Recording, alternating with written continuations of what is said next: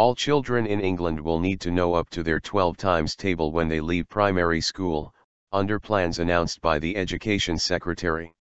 Nicky Morgan also told the Sunday Times pupils aged 11 should know correct punctuation, spelling and grammar. Getting English and maths right has to be at the core of our education system, she told the BBC. Labour said the surest way to raise standards was to improve the quality of teaching in the classroom. Ms Morgan has set a new target for England to be the best in Europe, and among the top 5 countries in the world, for English and maths by 2020. We have to be ambitious for our young people.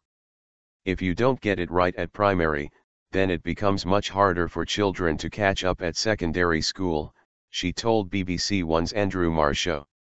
In a wide-ranging interview, Ms Morgan was asked about money and appeared to suggest the school's budget for pupils aged 5 to 16 would be ring-fenced. We're going to have more to say on schools funding very shortly, but what I can say is that I am absolutely fighting for the school's budget to be protected, she said. Fundamental duty.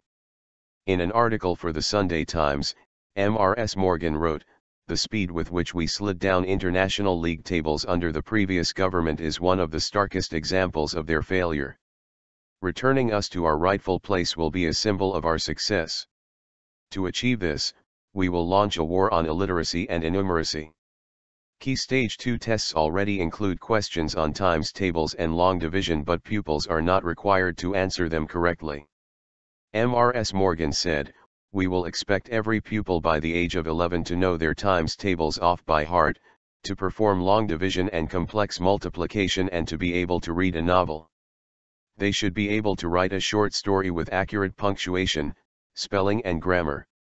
Some will say this is an old-fashioned view, but I say that giving every child the chance to master the basics and succeed in life is a fundamental duty of any government."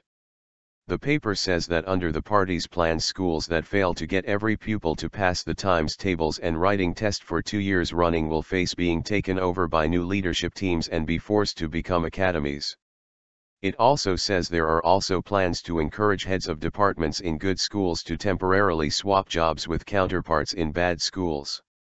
Shadow Education Secretary Tristram Hunt MP said Labour would reverse the rule change under David Cameron's government, which allowed unqualified teachers into the classroom on a permanent basis.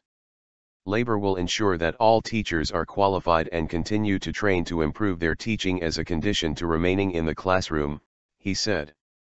"This is how we improve the learning and life chances for all children and raise our international position in reading, writing and maths."